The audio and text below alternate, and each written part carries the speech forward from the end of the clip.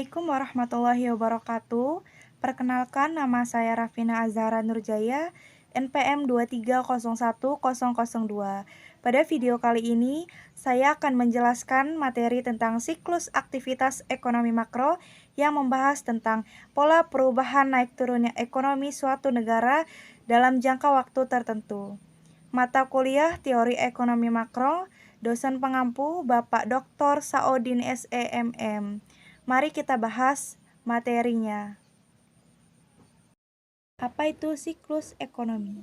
Pengertian, siklus ekonomi adalah pola perubahan yang berulang dari pertumbuhan ekonomi, kemunduran resesi hingga pemulihan. Penjelasan, siklus ekonomi menggambarkan bagaimana aktivitas ekonomi mengalami naik dan turun secara alami.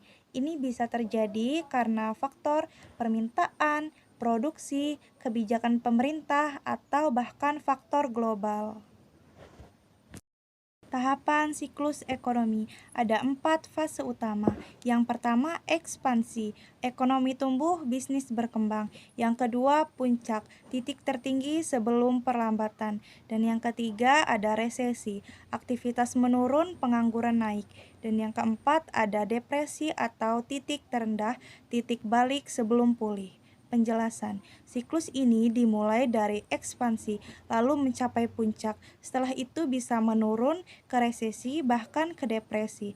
Tapi jangan khawatir, biasanya setelah fase ini akan ada fase pemulihan kembali. Teori Keynesian dan intervensi pemerintah. Yang pertama, permintaan agregat adalah kunci. Yang kedua, perlu intervensi pemerintah saat krisis. Yang ketiga, gunakan kebijakan fiskal, belanja, pajak. Penjelasan, Keynes berpendapat kalau saat ekonomi melambat, negara tidak boleh diam. Pemerintah harus membantu dengan cara meningkatkan belanja atau mengurangi pajak agar ekonomi bangkit. Teori monetaris, pandangan Milton Friedman. Yang pertama, jumlah uang beredar memengaruhi siklus ekonomi. Yang kedua, kebijakan moneter harus stabil. Dan yang ketiga, fokus pada pengendalian inflasi. Penjelasan, berbeda dengan Keynes, teori monetaris lebih percaya bahwa uang adalah faktor utama. Jika terlalu banyak uang beredar, maka bisa terjadi inflasi. Jadi lebih baik bank sentral harus bijak dalam mengatur uang. Penyebab siklus ekonomi. Faktor-faktor penyebab ada 3. Yang pertama, konsumsi dan investasi masyarakat. Yang kedua, ada suku bunga dan kebijakan moneter. Yang ketiga, ada perubahan global seperti perang, pandemi, harga, komoditas. Biasanya siklus ekonomi bisa terjadi karena berbagai hal, baik dari dalam negeri seperti konsumsi maupun dari luar negeri seperti perang atau krisis global. Dampak setiap tahap siklus. Dampak resesi. Ada pengangguran naik, PHK massal, daya beli turun.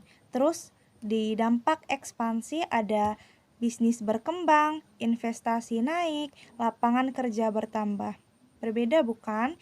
Saat resesi, kondisi ekonomi sulit. Sedangkan saat ekspansi, kondisi ekonomi membaik. Maka dari itu, penting bagi pelaku usaha dan pemerintah untuk siap menghadapi perubahan. Pentingnya memahami siklus ekonomi.